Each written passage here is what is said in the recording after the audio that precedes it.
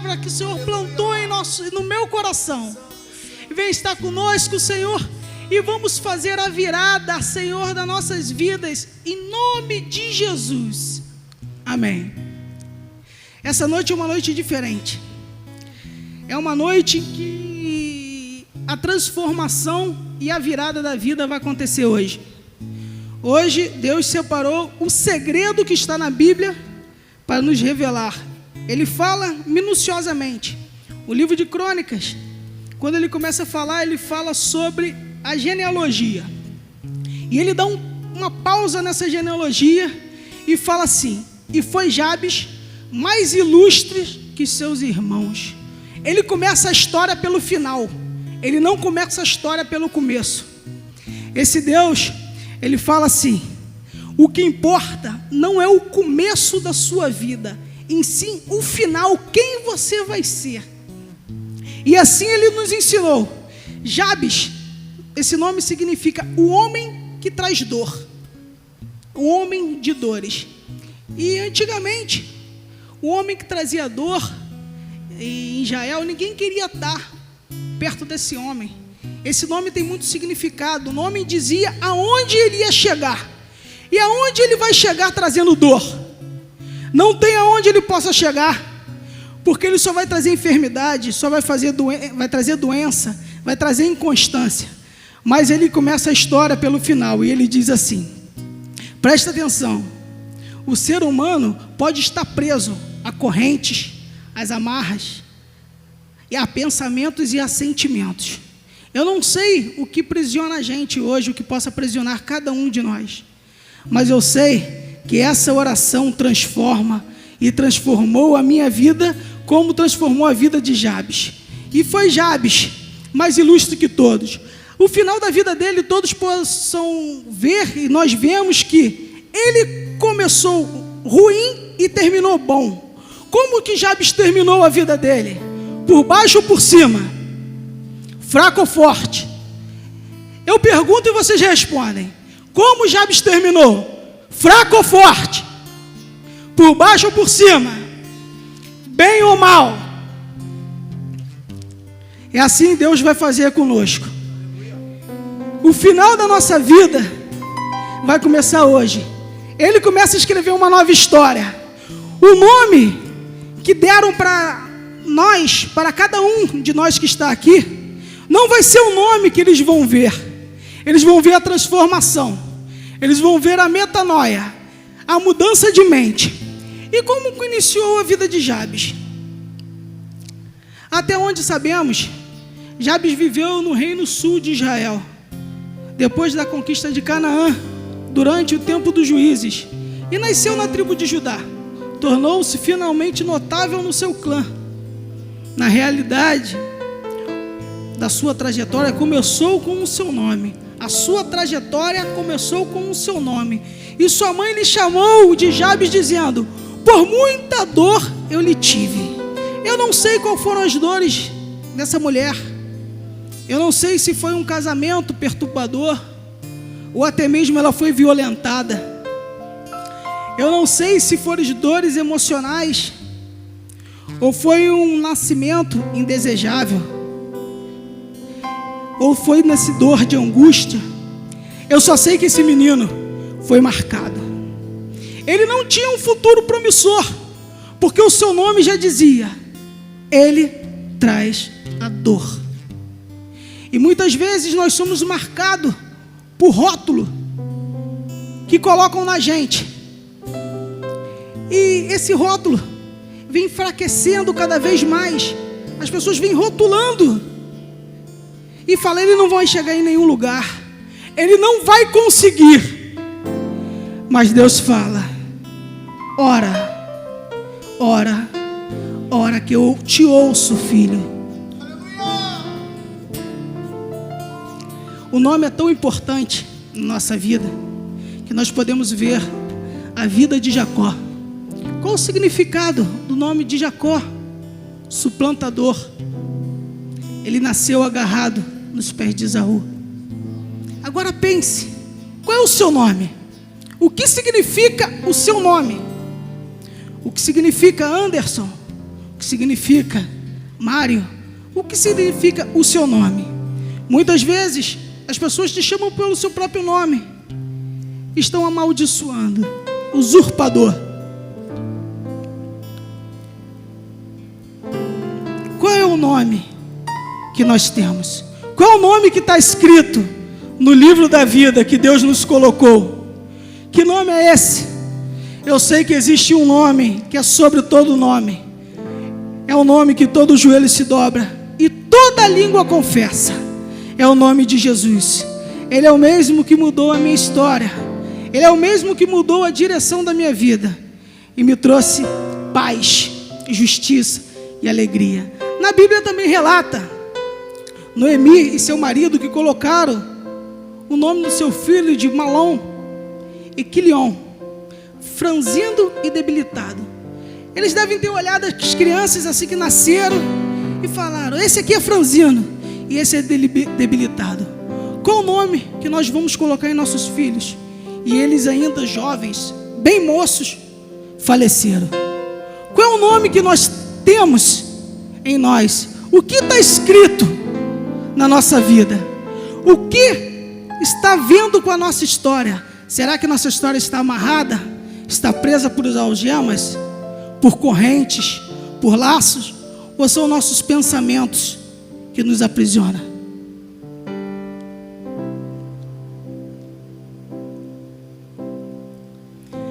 Eu sei que o nome Salomão, que o rei Davi colocou em seu filho, significa paz.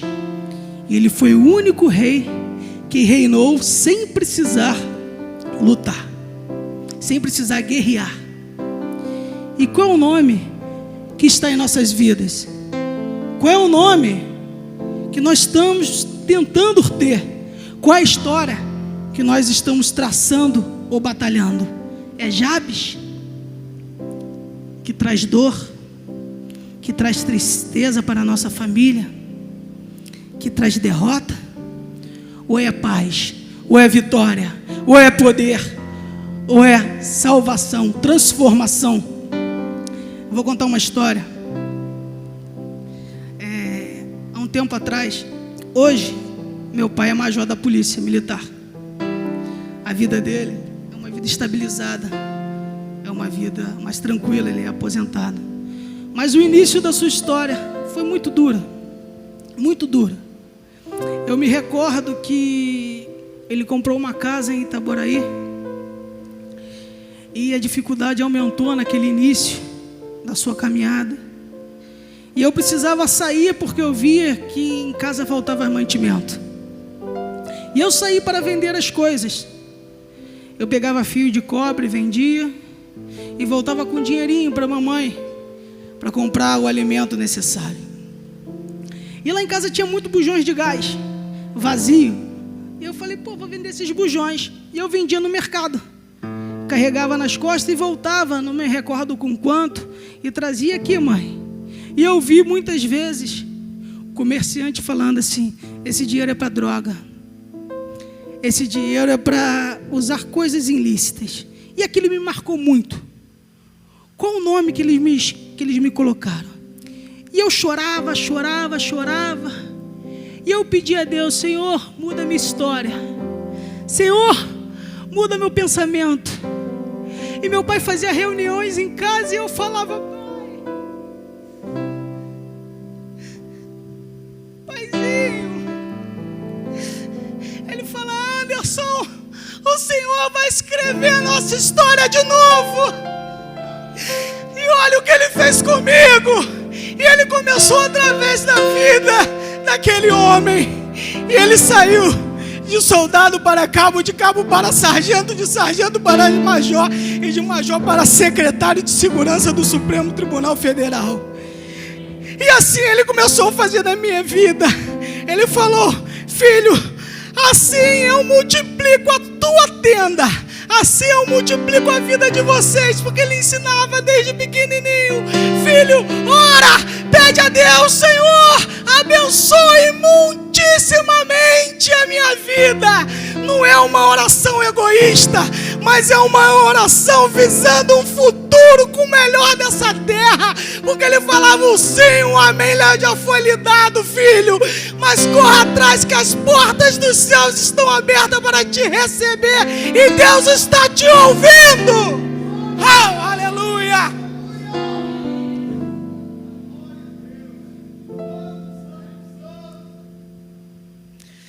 No termo abençoar, hoje na Bíblia significa favor sobrenatural. Eu me considero um homem mais do que abençoado. Deus me proporcionou uma mudança de história. Deus me proporcionou algo sobrenatural. E eu vinha falando com o pastor e falei como eu sou abençoado. E Deus olha para mim de uma forma diferente. E eu venho conversando com a pastora, eu falei assim, existe um segredo. E eu conversei com o irmão Renato hoje, eu falei, existe um segredo. Existe uma oração que Jesus ensinou, como devemos orar. E antes que Jesus viesse, Jabes já tinha orado. E ele mudou essa história. Gente, a genealogia de Jabes é uma genealogia muito pesada. Ele é da tribo de Judá. Lá tem José, Moisés, Josué, Davi, Salomão, só tem craque, só fera. E um homem que nasceu para dar errado, a Bíblia para e fala assim, e ele foi mais ilustre que todos esses. Ilustre, ele é grande, ele é maior que eles, ele foi mais próspero que todos, porque no início da oração dele de 4 partes, ele fala, abençoe muitíssimamente. Ele foi mais do que abençoado. Ele não botou, me abençoe até ali. Ele não deu limite para Deus. Não dê limites, porque a nossa oração de hoje, que todos fizeram junto comigo lendo a palavra, é a oração da virada. Ninguém vai nos reconhecer mais. Quando olhares para alguém, vai falar, quem é aquela psicóloga daquela igreja? Como é que ela está diferente? Como é que ela cresceu? Por quê? Porque Deus está fazendo uma nova história hoje. Quem é esse que está falando? Eu não conhecia ele, mas agora eu conheço. Ele é muito diferente daquele menino que entrou. Ele está grande porque Deus abençoou muitíssimamente. E na segunda oração ele fala assim, alargue meus termos, amplie meus termos, alargue as minhas tendas. No clã de Jabes, ele morava num clã pequeno, pequenininho, uma região pequena, onde ele delimitava o local. Quando ele falou, Senhor, alargue as minhas fronteiras. Quando eu estava namorando com o Graziele, no início, a gente ora até hoje, todos os dias, e a gente sempre pede, Senhor, alargue as nossas fronteiras. Eu não dou limite, eu não dou fronteiras. Tem aquela propaganda do Tim, sem fronteiras. Eu não dou fronteiras. Deus, o Senhor sabe aonde o Senhor vai chegar comigo. Se eu chegar, o limite da fronteira é aqui, porque tem a água, Ele vai fazer eu andar sobre as águas. Se o limite, o mar não conseguir andar, o mar vai abrir. Eu não sei o que vai acontecer, mas eu não tenho fronteiras. Eu sou sem fronteiras, porque Cristo me justifica. E quando Ele pediu, amplie minhas tendas, abre o mar, ele pediu sucesso, ele pediu para ser um homem influente, ele pediu para não ter fronteiras e pediu prosperidade. E na prosperidade de Deus, ele foi conhecido como o maior de todos da casa dele. Todos olhavam naquele lugar que não era mais pequeno, que Deus ampliou e começou a dar fronteiras, fronteiras, fronteiras. E ele ficou com aquela tenda enorme, aquela casa que ele não conseguia medir. E todos falaram, a vida de Jabes, que nasceu para dar errado, ele é diferente. Qual é o segredo da vida de Jabes? O segredo da vida de Jabes é um só. Ele conheceu o Deus de Isaac, o Deus de Abraão, o Deus de Jacó. É o Deus que nós servimos. Ele conheceu esse Deus, e com esse Deus ele não tem limite. Com esse Deus ele supera os obstáculos, ele transcende o natural, ele não tem barreiras, porque a mão de Deus é sobre a vida dele. A terceira oração ele fala, que sua mão seja sobre a minha vida, que sua mão seja comigo. A mão de Deus significa dependência. Quem é dependente de Deus? Eu confesso que todas as vezes que eu tenho oportunidade, eu venho tocar e venho falar de Deus, eu fico tremendo por dentro, tremendo, porque o Espírito Santo fica movendo dentro de mim de uma forma como eu nunca vi. E a mão dele é sobre a minha vida, e ele vem transformando aquilo, e ele vem falando, e através da minha vida ele fala para um, ele fala para outro, e o povo está ouvindo, e o povo vem orando junto, e o povo já sente alguma coisa dentro. Isso já é a transformação da mão de Deus contigo. Há um tempo atrás, no início, quando eu passei por aqui, bem no início mesmo, eu liguei para o pastor chorando, que eu queria trabalhar na obra de Deus, e falei que não conseguia. Eu falei, pastor, eu não consigo, e eu me desabafei com ele, peguei a estrada, chorei muito. Ele falou, filho, não se preocupa, Paulo ficou 9 anos no banco. E eu olhei a minha idade, eu tinha 30 anos, né? Mais ou menos 30, 31. Aí ele desligou, e eu falei, Jesus iniciou o seu ministério com 30. Eu tinha 30 para 31. Então, esse vai ser o meu começo. Eu pedi, Senhor, me dá a sua mão. E eu queria muito estar ali. E eu ficava no som igual o Felipe. E Flavinho ficava na bateria. E eu ficava com a panderola sem saber tocar. E Flavinho me orientava dali. Aí ele faz assim, faz assado. Eu errava, depois ele me explicava mais. E um belo dia eu estava sentado ali no ensaio com o irmão Renato, Mário, e eu sentado na bateria chorando que eu estava batendo errado, e pedi a Deus, que sua mão seja comigo. Você é o dono do Senhor, é o dono do tempo, então me dê o tempo musical. E Deus concedeu. E olha o que Ele vem fazendo comigo. Ele vem mudando a minha história. Ele fala no meu coração, filho, eu nunca vou te deixar só. Existe uma história de um índio que ele vivia com sua tribo, e seu pai chega para ele e fala, filho, é chegada a hora, você já tem idade, você vai ter maturidade para ser homem, mas para ser um homem, um índio homem, temos que ir até o cume daquele monte, e você precisa passar uma noite lá, sozinho. E ele, pô pai, mas tem que fazer isso? Ele fala, faz se necessário, filho. E assim eles foram, pelaquela mata fechada, caminhando bem cedo. E chegando lá em cima, o filho bem triste, porque viu o caminho tenebroso, passou por ele aquele vale da sombra e da morte, e o seu coração estava aflito. E meu pai vai me deixar. E ele chegou, filho, é a hora, mas tem um porém. Você vai ter que ficar com venda nos seus olhos. Você não vai poder enxergar. E vai ficar sozinho. Mas temos um trato. Você tem que me honrar e não tirar essa venda.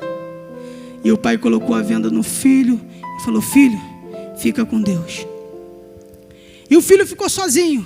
A noite caiu e ele começou a ouvir barulho para tudo quanto é lado. Ele via na mente dele leão, onça, elefante. Ele via todos os animais peçonhentos, e ele gritava cada vez mais alto, cada vez mais alto, cada vez mais alto, para espantar os animais. Ele aflito chorava, gritando. E quando o sol começou a raiar, ele sentiu nos seus olhos a claridade, e ele tira a venda. Quando ele tira, ele olha para o lado e toma um susto. O pai, pai, o que você está fazendo aqui? Meu filho, eu jamais vou deixar você passar por uma noite escura ou pelo vale da sombra da morte sozinho. Eu te protegi todos os momentos, meu filho, e você está comigo. Você me honrou não tirando a venda. Nós estamos honrando Deus, porque Ele passa todos os dias ao nosso lado, sem deixar a gente passar aflição, e a mão dele fica esticada, não deixando a gente ir nem para um lado nem para o outro. Mas eu vou tropeçar, vão me atingir. Ele fala, filho, 1000 cairão ao seu lado, 10.000 à tua direita, mas tu não serás atingido, porque meu braço forte te sustenta, meu braço forte te põe de pé, e eu estou contigo. Oh, aleluia!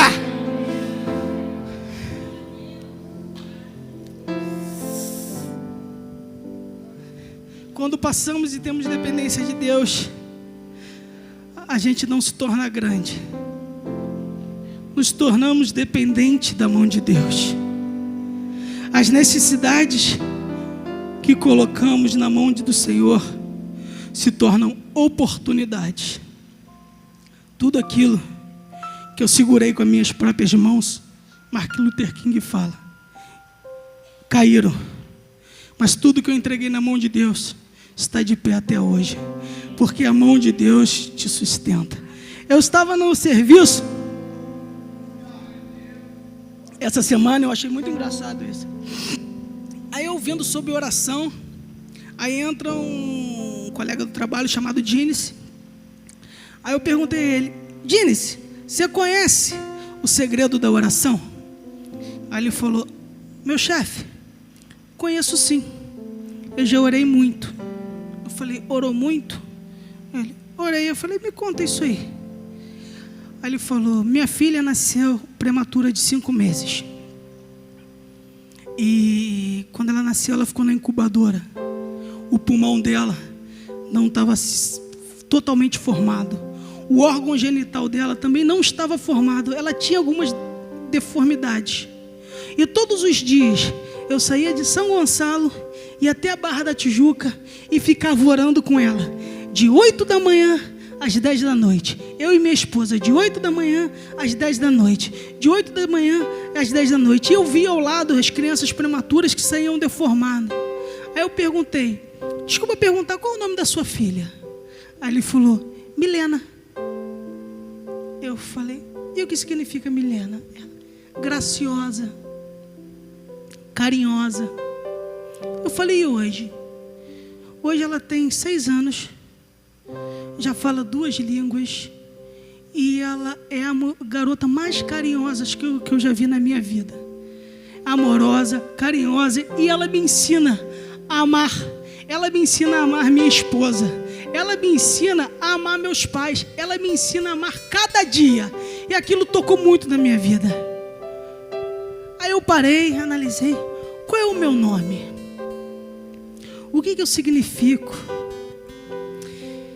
Isaías 59:1 diz: eis que a mão do Senhor não está encolhida, para que não possa salvar, nem agravado os seus ouvidos, para que não possam ouvir. No Novo Testamento, a mão do Senhor significa estar cheio do Espírito Santo. Peço todos os dias que o Senhor toque na minha vida, que me enche do seu Santo Espírito. Mas Ele fala: filho, se coloque na posição. E muitas vezes eu já fiquei na posição, e Ele pede: eu quero mais, eu quero mais. Aí eu falo: vem para cá. E às vezes a gente não tem sensibilidade para ouvir a voz de Deus. Lembrei de um conto agora muito pertinente a isso. Estavam 3 meninos com o seu mestre, um pastor, cheio do Espírito Santo. E os 3 meninos falam: pastor, como é que eu consigo ser cheio do Espírito Santo? Ele: simples, está vendo essa peneira? Vai ao rio, afunda ela e levanta com água. Até onde tiver água nela, você vai estar cheio do Espírito Santo. E eles pegavam a peneira, afundavam, levantavam e a água escoava. Levantavam, eles fizeram isso durante horas. 2 desistiram e saíram, falaram: não dá mais, esse pastor mentiu para a gente. E o outro continuou tentando. E quando ele foi vendo, ele foi entrando cada vez mais, aonde ele não conseguia mais levantar a peneira. Chegou uma hora que a água estava aqui tampando ele. E ele entendeu: para eu ser cheio do Espírito Santo, eu não posso estar na superfície, eu tenho que estar submerso. Para tudo na nossa vida, para estarmos cheios do Espírito Santo, precisamos estar submersos, para que a mão do Senhor nos livre, nos leve e nos faça prosperar. E a última, oração do Jabes: e me preserve do mal. Todo mundo quer ter paz. O que é paz? Só preservar do mal? Eu classifico paz como domínio sobre os problemas. Quando nós dominamos os nossos problemas, nós temos paz. Quando nós dominamos aquilo que nos deixa aflito, existe uma paz que transcende todo o conhecimento. Eu acordo pela manhã, eu abro a janela no meu quarto e vejo a vista no horizonte. E aquilo o Espírito Santo fala na minha vida e fala: filho, eu tenho muito